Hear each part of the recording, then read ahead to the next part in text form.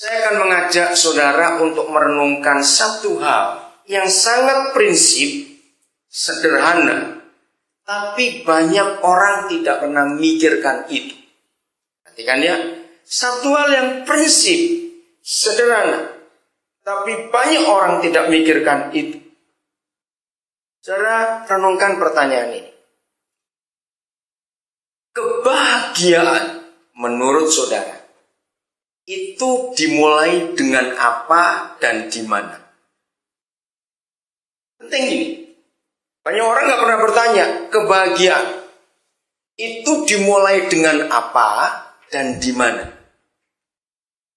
Ayo cepat jawab. Saya ini kalau ngajar, kalau khotbah saya itu ngajar, jadi saya mau diskusi dengan saudara. Jadi jangan cuma diterima-terima, nggak ngerti apa, samplok, nggak mau saya seperti itu.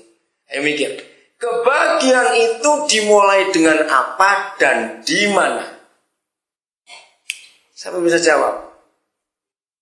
Pikiran. Ayo berani jawab. Satu, pikiran. Yang lain. Hati yang tenang. Bapak Ibu jangan lupa ya, saya punya utang kemarin malam ya. Harus ketemu nanti. Pikiran, hati yang tenang. Yang lain, ayo. Di mana sekarang? Kalau tadi itu dengan apa sudah terjawab. Tapi di mana? Kebahagiaan itu dimulai di mana atau dari mana? Kalau dengan apa, buat saya sudah cukup dua itu. Pikiran dan ketenangan hati. Sekarang di mana atau dari mana kebahagiaan itu dimulai? Di mana? Diri sendiri. Hampir betul. Setiap kali saya ajak orang berpikir ini, jawabannya sulit. Dengar, saya akan jawab sekarang. Kebahagiaan itu dimulai di rumah. Cuma satu yang ngamen. Cuma anak seme saja. Dengarkan. Kebahagiaan itu dimulai di rumah. Bukan di mall. Bukan di tempat hiburan. Tapi di rumah. Siapa yang bisa menciptakan kebahagiaan? Kalau kita sudah tahu kebahagiaan itu dimulai di rumah. Saudara, di dalam banyak tulisan, baik itu SMS BlackBerry saya atau Facebook atau apa, kalau saya tulis, saya selalu menuliskan kata love start at home. Katakan amin. Kasih itu dimulai di rumah.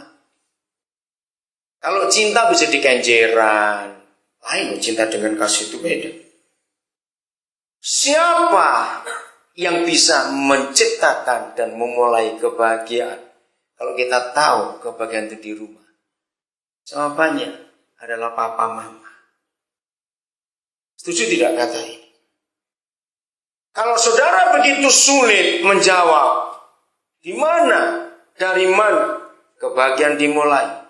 Maaf, saya tidak menghakimi. Jangan-jangan kebahagiaan itu jauh dari saudara. Sampai saudara nggak ngerti dari mana mulainya. Papa mama adalah dua figur pertama di dunia. Ingat ya, adik-adik yang belum menikah, kau harus catat ini baik-baik. Oke, saya lanjutkan. Papa mama adalah dua pribadi pertama di dunia yang membuat seorang manusia belajar kehidupan. Siapa seorang manusia itu? Anak. Renungkan ini. Anak orang itu beda dengan anak binatang. Ya, dengar baik-baik. Anak orang itu beda dengan anak binatang. Saya beri contoh. Saudara punya seekor anak bebek, begitu netas, dia nggak pernah ketemu bebek yang lain. Nah, di rumah saudara dan sekitar rumah saudara itu peternakan ayam. Nah, bebek kecil dari netas hari pertama sampai dia umur 3 tahun, dia itu kumpulnya ribuan ayam. Ayo Bapak tanya pada kalian, dia tetap bebek atau jadi ayam? Ayo, cucu saya jawab tetap bebek. Dia tetap bebek atau jadi ayam? Satu bebek kumpul ribuan ayam, masa nggak ketularan? Coba jawab, ketularan tidak?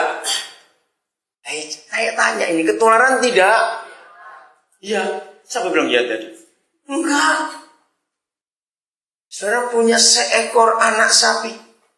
Sejak dia lahir gak pernah ketemu sapi lain karena begitu dia lahir induknya mati. Tapi di sekitar daerah orang itu tinggal itu peternakan kuda. Satu sapi sejak lahir gak pernah ketemu sapi yang lain. Kumpul ribuan kuda. Dia gak akan jadi kuda, tetap sapi. Saya ambil contoh radikal ya, jangan tersinggung. Jawab pertanyaan saya. Satu anak pendeta kumpulkan 5 maling jadi apa? Nah itu dia. Ngerti ilustrasi ini? Jadi bedanya anak orang dan anak binatang itu di sini. Kalau saudara pernah tahu ayat yang berbunyi 1 Korintus 15 ayat 33. Jangan sesat. Yang belum tahu ayatnya catat 1 Korintus 15 33. Jangan sesat. Pergaulan yang buruk, yang rusak. Ngeri sekali. Merusak kebiasaan yang baik. Ayat itu hanya mampu untuk manusia. Binatang tidak pernah kena ayat itu. Jadi seorang manusia dia baik maupun buruk sangat ditentukan siapa 2 orang yang disebut papa mama dalam hidup. Saya ulangi. Dari papa mama seorang manusia belajar tentang kehidupan.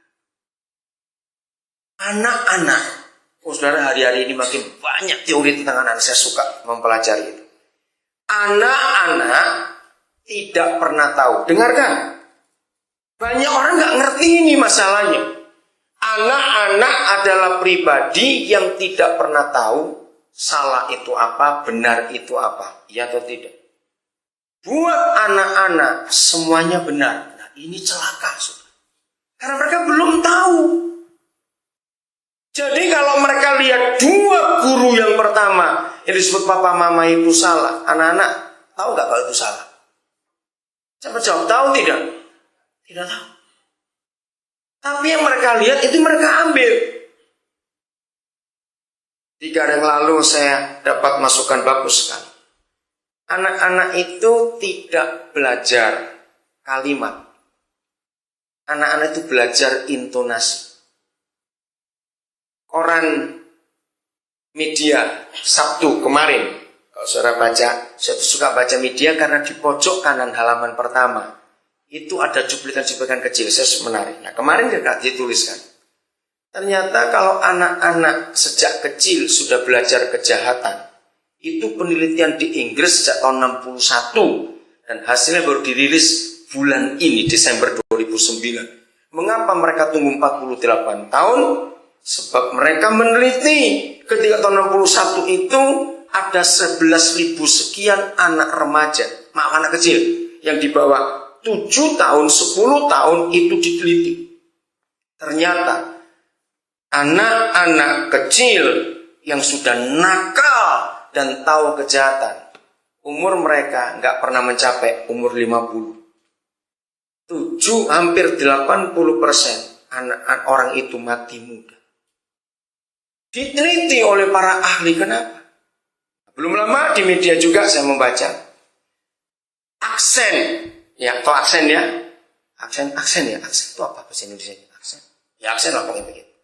Antara anak Prancis, anak Jerman dan anak Inggris ternyata beda dalam intonasinya. Kenapa? Karena bayi-bayi itu belajar intonasi mama. Maka itu cara aksen Inggris, orang berbicara bahasa Inggris yang di Inggris, bahasa Prancis, bahasa Jerman beda. Saya kagum melihat itu. Maka itu kalau ada mama dan papa suka bentak, teriak, maka sejak bayi anak itu belajar intonasi yang emosi. Sudah. Bayangkan sudah. Saya pernah membuat penelitian dan dunia medis membuktikan. Anak gagap, sudah tahu gagap? Gagap itu bukan virus. Gagap itu bukan kelainan pita suara atau saraf bicara, tidak. 100% anak gagap itu pasti dari keluarga yang sejak dia masih bayi, papa mamanya rajin berkelahi, bentak, pukul pintu, banting piring. Artinya begini, sebagai manusia bayi,